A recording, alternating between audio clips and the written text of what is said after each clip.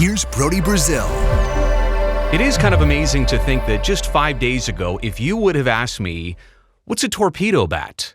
I would have said, I don't know, sounds like something from maybe softball, certainly not Major League Baseball. But now witnessing what we did over the weekend and how many home runs the Yankees hit and all the attention these torpedo bats and barrels have garnered, I can instantly already give you 5 predictions. Like, I haven't even understood what this is for more than a few days, and I can already see where all of this is going. So here are 5 predictions about torpedo bats and barrels. And by the way, you're witnessing a couple examples here, and I have been using the telestrator to really point out what makes these bats different. I think I have the ultimate fix, and it doesn't even need a telestrator. Watch this.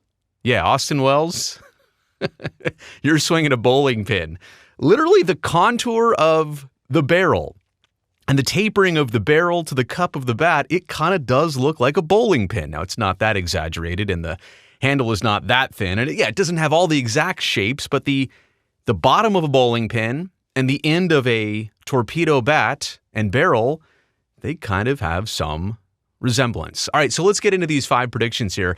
Number 1, curiosity and orders for these torpedo bats and barrels, they are about to skyrocket in the month of April 2025.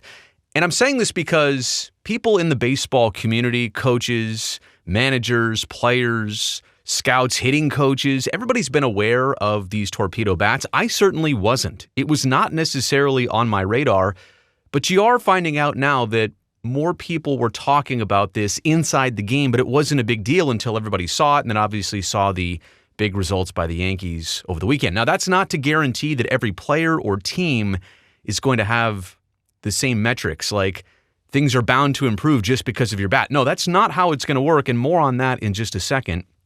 But curiosity about this and the corresponding orders of bat companies and representatives and equipment managers and clubhouse managers, I guarantee you they got flooded already over this past weekend with, hey, what are these things? Can I get some of these? Can I try these out?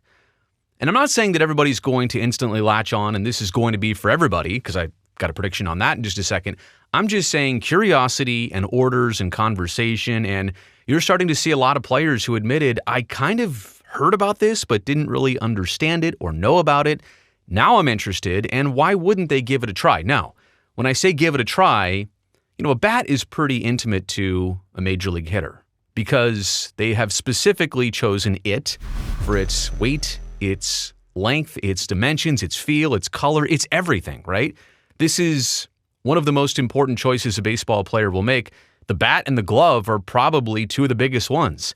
And so they have, over time, really honed in on what's important to them, the hitters, in terms of a bat. And so to instantly switch bats and contours and shapes and weights and all that stuff, I don't know that they're going to try this out in a major league game like overnight, but certainly they're going to use it in the cage. Certainly they're going to use it in live batting practice. So the curiosity and the orders of these, I do think, are going to quickly multiply. Everybody's going to try it out. I'm not saying they're all going to use it, but everybody's going to try this out in April 2025. Prediction number 2, some hitters, I do think, are going to try this and look at it. And as Kevin Smith said over the weekend on his Twitter thread, it feels weird, feels different. They're going to try it. They may not have instant success with it, and they're going to just discard it. I mean, look at Aaron Judge, for example. Of all the home runs hit over the weekend, he had 4. And if you look at his bat, it's still a traditional barrel. And the Yankees are the ones on the inside who have the MIT physicist Lenny. The Yankees are the ones on the inside who have kind of produced this to the forefront. And so Aaron Judge was approached, and do you want to try this? And maybe he did, and maybe it's already not for him yet. And maybe he might switch eventually. But my point is that some hitters are going to order this. They're going to try it in the cage, in BP. They're going to look at it and say, I don't know, it's just not getting me the instant result. And I do want to point out here, having one of these bats and barrels, it doesn't make you a better hitter. As Kevin Smith pointed out, it might make your flares turn into line drives and your line drives turn into moonshots. But the point is, this doesn't help you make contact with a baseball. This doesn't help you put bat on ball any easier. It does if you make contact, or if you make weaker contact, it might help you make better contact. It's as simple as that. But to the point, some are going to try this, and whether it was just the wrong timing or the wrong situation, it's not going to be for them, and that's fine. Prediction number 3, some hitters are going to try this and realize, and this is kind of what I just said, it doesn't actually make them a better hitter. Again, you still have to have the technique to put bat on ball, and this bat is only going to do so much for you. And I go back to like Barry Bonds, and say what you want about however many performance-enhancing drugs he took, right? May have helped him stay healthy. May have helped him hit the ball farther. And maybe that's what a bat like this is bound to do. But it's legal, right? It falls under the dimensions, and Major League Baseball has already approved this. My point is, in terms of your swing, and in terms of your mechanics, and in terms of squaring up a baseball, this bat is not going to do that for you. It's going to enhance whatever you do. Prediction number 4, all of Major League Baseball's offensive metrics, they're now going to be monitored internally and different starting right now with these torpedo bats. What do I mean by that? Well, it's kind of been a clean break. Like, these weren't introduced in the middle of the season. These were introduced literally from the first series of 2025. And so from now on, I guarantee you, not to the public eye, like there's not going to be a stats page on MLB.com that says with and without torpedo bats. But internally, every team is going to look at their own hitters, they're going to look at opposition hitters, and they're going to gauge and monitor how things go. And not just in terms of batting average and hits and on-base percentage. Oh, no. We're talking about exit velocities and launch angles.